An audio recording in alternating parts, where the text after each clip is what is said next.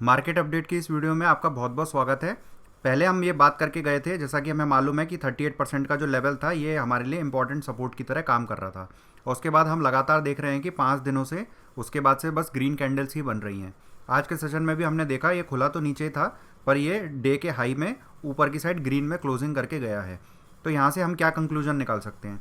अभी भी वो वाला समय नहीं आया है कि हम ये कह सकें कि ये जो बी बाउंस आ रहा था, यानी ये जो पूरी वेव है इसका जो बाउंस आ रहा था यहाँ पे लगभग 60% का एरिया जो था, यहाँ तक तो ये बाउंस आ गया है। पर अब ये कितना ऊपर तक जा सकता है ये अभी हम नहीं बता सकते हैं।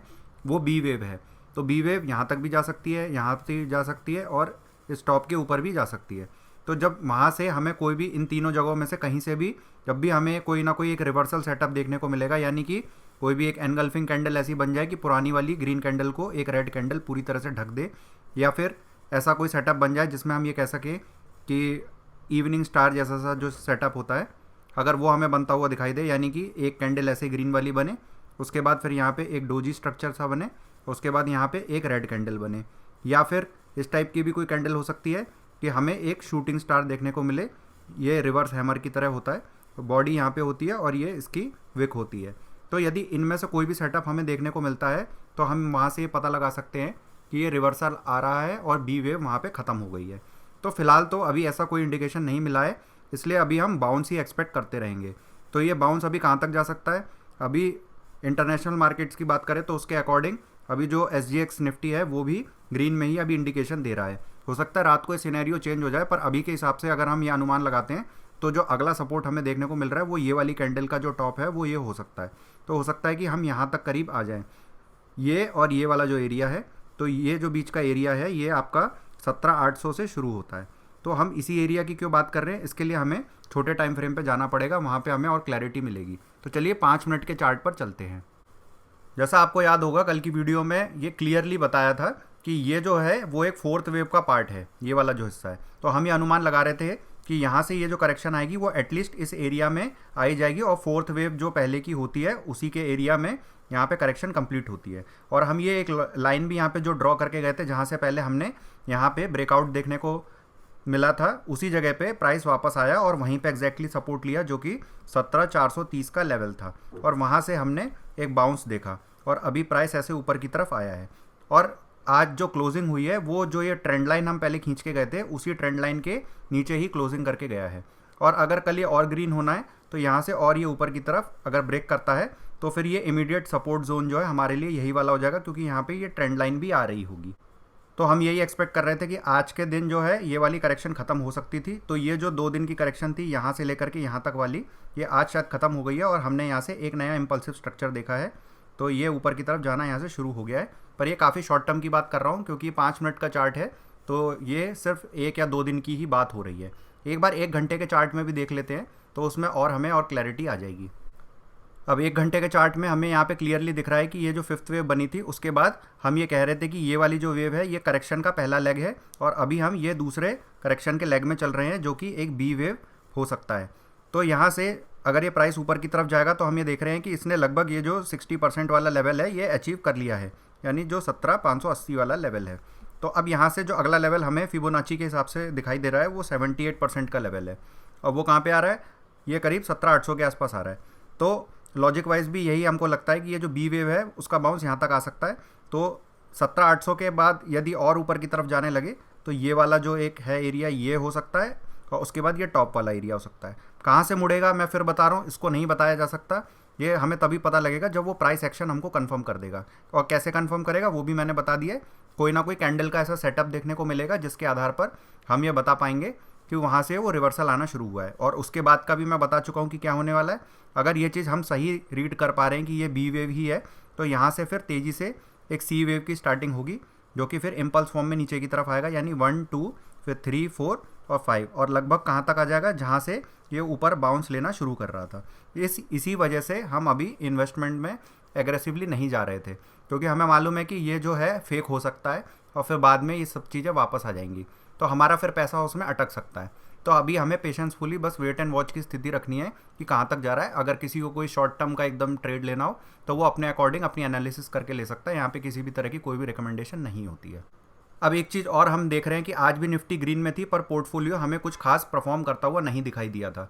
और उसका रीज़न भी मैं आपको बता चुका था, हम 1 या 2 दिन पहले भी बात करके गए थे जब हमने निफ्टी मिड स्मॉल 400 इंडेक्स की बात की थी। तो उसके अकॉर्डिंग भी हम ये कह रहे थे कि हमारा जो पोर्टफोलियो है वो अंडर परफॉर्म करेगा। तो पोर्टफोलियो अंडर परफॉर्म क्यों करेगा? क्योंकि अभी उसका जो इंडेक्स है वो 38% के लेवल पर नहीं आया था। तो हम रिलेटिव जो स्टडी है उसकी बात कर रहे थे। तो एक बार उसका चार्ट भी हम खोल के देख लेते हैं। तो इस चार्ट में आपको ये भी याद होगा कि यहाँ से हम ये वाली एक ट्रेंड लाइन ड्रॉ करके गए थे और हम ये बात कर रहे थे उस समय जो कैंडल बनी थी वो ये रेड वाली कैंडल बनी थी, उसके बाद ये ग्रीन कैंडल भी बन चुकी थी। तो हम यही एक्सपेक्ट कर रहे थे कि अगर बाउंस निफ्टी में आता है तो थोड़ा बहुत बाउंस इसमें भी देखने को मिलेगा। तो पोर्टफोलियो हमको हल्का फुल्का हरा में तो दिखा था 2 दिन में, पर आज फिर ये रेड हो गया था और ये बिल्कुल वहीं पे टकराया, कहाँ पे? जहाँ पे इसकी ट्रेंड लाइन आ रही थी। तो यहाँ पे एक रेजिस्टेंस फॉर्म होता हुआ दिख रहा है, पर ऐसा नहीं है कि ये ब्रेक नहीं हो सकता है कि अगर निफ्टी और ऊपर की तरफ जाए तो ये भी और ऊपर की तरफ यहाँ से निकल जाए, पर वो भी एक बी वेव का बाउंस ही माना जाएगा, क्योंकि बी वेव का बाउंस तो कहीं तक भी आ सकता है, यहाँ पे भी आ सकता है, यहाँ पे भी आ सकता है, यहाँ पे भी आ सकता है। तो ये जो ट्रेंड लाइन होता है इसको काटने का पहला इंडिकेशन यही होता है कि वो बाउंस भी हो सकता है और वो एक इम्पल्स भी हो सकता है। तो हम ये कैसे पता करते हैं कि ये बाउंस ही है और कोई इम्पल्स नहीं है? इसकी स्पीड काफ़ी स्लो रहती है। हम ये देख रहे हैं कि कितने दिनों में ये नीचे आया है और उससे ज़्यादा समय लगा रहा है ऊपर जाने में। तो हमें यहाँ से क्लियर इंडिकेशन आने लगते हैं कि ये एक बी वेव है, यानी बाउंस ही है। उसके बाद फिर क्या होगा? फिर पोर्टफोलियो नीचे की तरफ आने लगेगा। हम इस पॉइंट से बात करके गए थे, ये वाला जो पॉइंट है कि यहाँ से नीचे 3 से 3.5% का या 4% करीब, हम कह सकते हैं 4% करीब का यहाँ पे एक फॉल देखने को मिल सकता है, जो कि अभी भी हमें पोर्टफोलियो में देखने को नहीं मिला है। धीरे धीरे किसी दिन हमारा पोर्टफोलियो रेड रहता है, किसी दिन ग्रीन में ही बंद होता है, पर ओवरऑल जो है अभी न्यूट्रल ही है। अभी इस तरह की कोई भी गिरावट हमें पोर्टफोलियो में देखने को नहीं मिली है, जो कि अभी पेंडिंग है, इस बात को ध्यान रखें। तो स्टॉक में एक्यूमुलेशन करने से पहले ये आपके बैक ऑफ द माइंड जरूर होना चाहिए कि जो स्टॉक अभी तक नहीं गिरे हैं वो एक बार जरूर नीचे रीटेस्टिंग करने आ सकते हैं अपने सपोर्ट को। तो उस टाइम पे आपको रेड देखने को मिल सकता है, तो उसमें चिंता करने वाली बात नहीं है। पोर्टफोलियो अभी तो अंडर परफॉर्म करेगा, पर बाद में फिर यहाँ से जब तेज़ी बननी शुरू होगी तो फिर ये निफ्टी से भी ज़्यादा तेज़ भागेगा, जब निफ्टी 21,000 से 23,000 के रेंज में जाने की कोशिश करेगा। तो यहाँ पे पेशेंस बना के रखिए, क्योंकि अभी तो हमें ऐसा ही लग रहा है कि पिछले 1 साल से हम स्टडी करते जा रहे हैं पर हमें कोई रिवार्ड नहीं मिला है। पर स्टॉक मार्केट में होता यही है, आपको जो भी आपने मेहनत की होती है 1-2 साल के अंदर, उसका रिवार्ड जो है वो उसके बाद देखने को मिलता है और किसी एक टाइम पे अचानक से शुरू होता है। अगर आप अभी से इन्वेस्टेड नहीं रहते हैं तो बाद में ऐसा होता है कि आपको मौका ही नहीं मिल पाता और आप यही देखते रह जाते हैं कि ये ट्रेंड है कि बाउंस है, बस इसी कैलकुलेशन में लगे रहते हैं और बाद में आपको पता लगता है कि पूरा ट्रेंड हाथ से निकल गया, जैसे कोविड का ट्रेंड सबके हाथ से निकल गया था। तो इसके लिए अभी हमें जो मेहनत करनी है वो इसी टाइम पे करनी है, जब अगर हमारे पास अलग सोर्सेज से कोई भी पैसा आ रहा है तो उसको धीरे धीरे अच्छे स्टॉक में एक्यूमुलेट करना है। वो भी उसी टाइम पे लगाना है जब हमें टेक्निकली कंफर्म हो जाए कि हाँ ये चार्ट ऊपर की तरफ आ रहा है। ये नहीं है कि हम अंदाजे से हर महीने या कुछ कुछ समय के बाद पैसा लगाते रहें कि हमारे पास पैसा आ गया, आज मेरे पास सैलरी आ गई है तो मैं उस पैसे को इम्प्लीमेंट कर दूँ। इस थॉट प्रोसेस से नहीं लगाना है। अगर आपके पास फ्री कैश है तो उसको रखे रहिए। हमें पैसा तभी लगाना है जब हमें टेक्निकली ये चीज़ कंफर्म हो जाए कि हाँ स्टॉक ऊपर की तरफ जा रहा है और मार्केट भी ऊपर की तरफ जानी शुरू हो गई है। तो फर्स्ट इंडिकेशन के बाद लगाने से आपका पैसा सही समय पर सही जगह लग जाता है। और रीज़न यही है कि हम आपको अभी स्टडी इतना एग्रेसिवली नहीं दे रहे हैं अपने प्रीमियम ग्रुप पर भी, क्योंकि उस चीज़ का कोई फ़ायदा नहीं है। अगर हम अभी आपको कोई स्टडी बता भी देते हैं और आप उसके अकॉर्डिंग कुछ ना कुछ यदि आप खुद से भी उसको एनालाइज करके अगर आप उस पर कोई एक्शन लेते हैं तो फिर वही होगा कि बाद में फिर और गिरावट देखने को मिलेगी, तो फिर आप ही परेशान हो जाएंगे कि ये बार बार ऊपर जाता है और नीचे आता है। पर बस ये है कि आपको इस टाइम पे पेशेंस नहीं हारना है, क्योंकि ऑलरेडी इतना समय बीत चुका है, तो थोड़ा और बीत जाए तो भी दिक्कत नहीं है। इसके बाद जब भी मार्केटें चलती हैं तो फिर ये अनाप शनाप तरीके से चलती हैं, जैसे ये वाला जो पॉइंट आप देख रहे हैं यहाँ से लेकर के यहाँ तक जैसी चली थी उसी हिसाब से चलेगी। तो इस टाइम पे आपका जितना मैक्सिमम पैसा स्टॉक मार्केट में लगा होगा तो उसके हिसाब से जो आपके रिटर्न होंगे वो उतने गुना बहुत तेज़ी से बनते चले जाएंगे और आपको फिर समझ में नहीं आएगा कि इतना पैसा एकदम से कैसे बन रहा है। उस टाइम पे बाकी जो पब्लिक होगी वो बाहर से सिर्फ मार्केट को वॉच कर रही होगी, पर आप उस टाइम पे पार्टिसिपेट कर रहे होंगे, आप ऑलरेडी इन्वेस्टेड होंगे। तो बाकी लोग जब तक एंट्री ले लेंगे तब तक आपके रिटर्न बन चुके होंगे और फिर हम सफिशिएंट प्रॉफिट यानी 2 से 3 गुना अपने पोर्टफोलियो को करने के बाद आराम से फिर वहाँ से धीरे धीरे एग्जिट प्लान करते चले जाएंगे। तो ये हमारा एक मोटा प्लान है, जो बड़ा प्लान हम कह सकते हैं। तो इसी के आधार पर अभी हम अपनी इन्वेस्टमेंट का जो रहता है एनालिसिस उसको हम मॉडिफाई करते रहते हैं बीच बीच में कि कब हमें पैसे अपने डालने, कब हमें थोड़ा सा कैश फ्री करना है। तो इस हिसाब से आपको भी इसकी प्लानिंग करके चलनी चाहिए और इस समय का यूज़ करके पैसे भी बचाने चाहिए और साथ में स्टडी भी सीखनी चाहिए कि किस तरह से हम ये जाने कि कौन सा जो स्टॉक है वो मल्टी बैगर लिस्ट में आ सकता है। तो आशा करता हूँ कि इस वीडियो से भी आपको कुछ ना कुछ सीखने को मिला होगा। अगर आपको हमारे एफर्ट्स पसंद आ रहे हैं तो इस वीडियो को लाइक कर दीजिए और हमारे चैनल को सब्सक्राइब कर दीजिए। और अगर आपने अभी तक हमारा फ्री टेलीग्राम चैनल ज्वाइन नहीं किया है तो उसको ज्वाइन कर लीजिए, उसका लिंक डिस्क्रिप्शन बॉक्स में है।